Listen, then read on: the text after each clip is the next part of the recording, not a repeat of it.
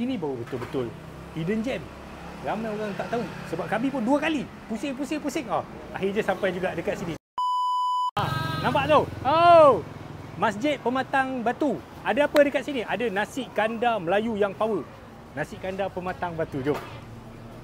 Biasa kalau kita cari nasi kandar dekat Penang ni, kebanyakannya mamu kan. Yang Melayu, ada yang dah terlalu glamour sangat kan. Yang ini tak ramai orang tahu lagi lah. Jadi kalau anda cari nasi kandar, dia jual pagi. Dia buka pukul 7.30 sampai 2.30 lah. Kadang-kadang awal lagi dah habis lah. Yang kat sini, special je. Ayam dia tu, dia belah 2 je. Tak, dia belah 4. Ayam dia memang besar, ayam goreng. Lepas tu ada ayam serai. Dan juga puyuh serai. Dan juga kambing. Dan juga sotong kari. Dan juga daging masak hitam. Dekat sini, nasi dia ada 2 jenis. Iaitu nasi putih dan juga nasi hijau. Nasi minyak. Nasi putih dengan nasi minyak kalau nak campur pun boleh. Lepas tu macam biasalah. Nasi kandar kita makan dengan kuah banjir apa semua. Nampak tak suasana dia? Tengok. Ini baru betul-betul hidden gem. Ramai orang tak tahu. Sebab kami pun 2 kali pusing.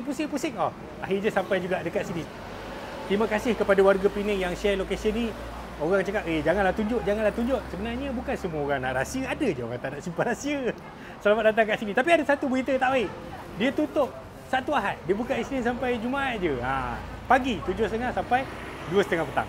Selamat datang ke Nasi Kandar Pematang Batu. Welcome to my hometown.